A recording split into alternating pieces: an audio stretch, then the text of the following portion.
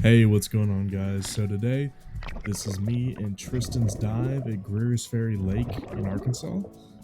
Today we're going to be anchor diving, and this is where we go down and we cut up boat anchors that are lodged on trees, and we attach to a lift bag. We send them to the surface, and then we'll sell them for scrap money, and then we'll use that. We'll put that money straight back into our gear and oxygen tank, so we can keep coming down and doing this.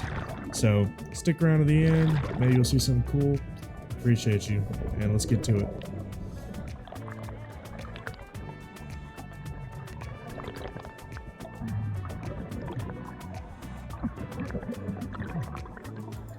I still think it's hilarious that you can hear me coughing underwater through my regulator, because I had just came off of having like the flu or pneumonia. I can't remember which one it was, but I was still feeling pretty off and raggedy, and I had to stock up on Sudafed for this trip.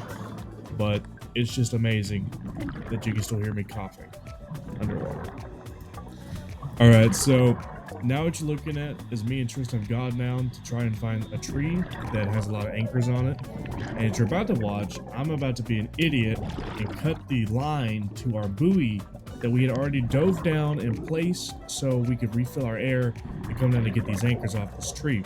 So I slashed the buoy, and so when we got back up to the surface, we are like, "Where's our buoy at?" And it wasn't until I got home down the road and rewatched this footage that I realized I slashed a line myself, and I feel really stupid. Anyways, so we dived down to find a tree because when they flooded the town to build a dam, there's all these trees remain underwater, and when the boats come in, they'll throw down their anchors, they'll get caught on these trees, and usually Greers Ferry, there's a lot of parties. We like to go after like Memorial Weekend, and people are usually pretty drunk, so they'll just like cut their anchor, they don't want to deal with it, and they'll move on. So we go down and we'll get them. And we've had a few times where people will be in the cove and they'll see us diving, and they'll be like, "Hey man, here's 20 bucks if you go down and free up my anchor." So that's always a fun little thing that we get to do sometimes as well while we're out here.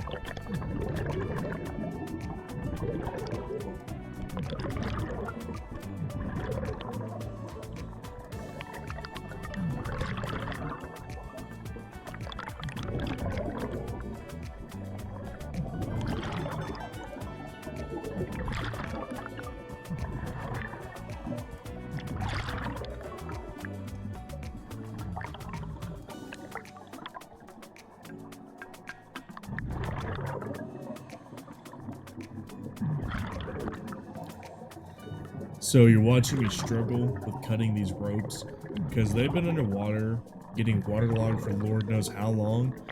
And when you're underwater and you're trying to cut, you feel very sluggish, so you're not getting your full force exerted. And you will feel really quickly that you're out of breath or you feel exhausted just because you don't realize how much you're exerting yourself trying to cut these little ropes. So I have to sometimes hit it with the scraping method or start just hacking at it. And it's not a good time trying to get this untangled.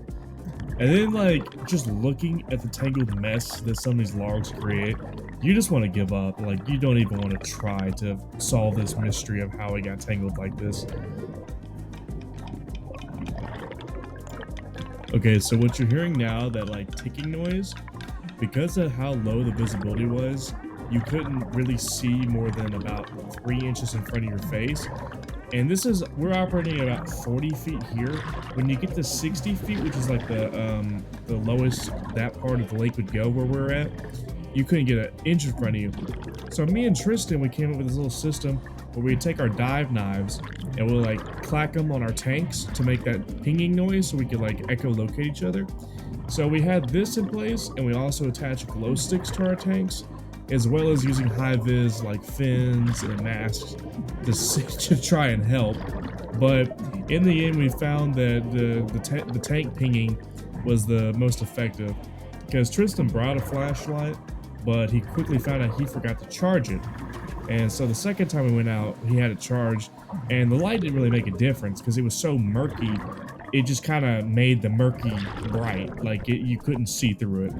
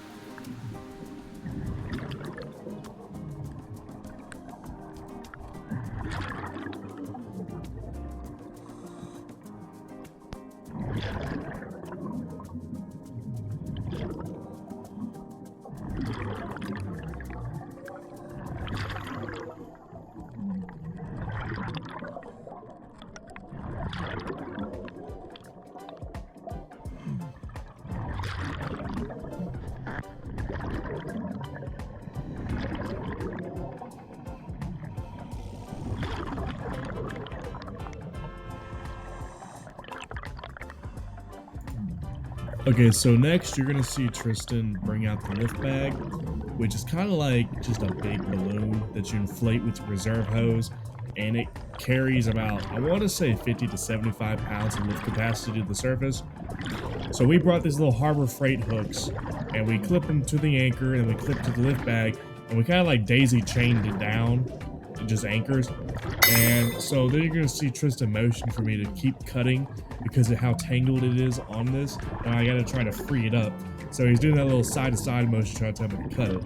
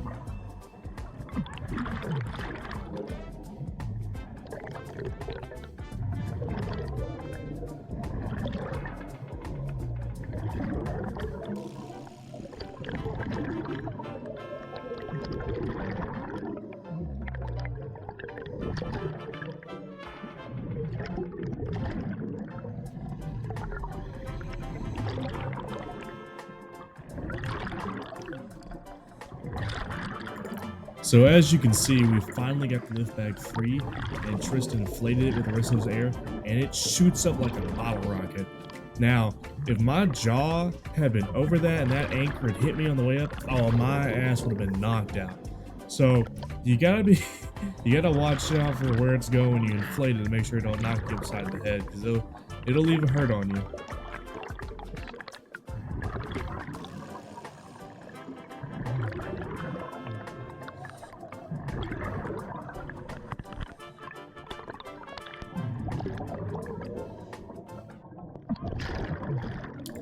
So at this point, with Tristan motioning like that, he's trying to tell me we need to go back down and look around because he can't find where his buoys went.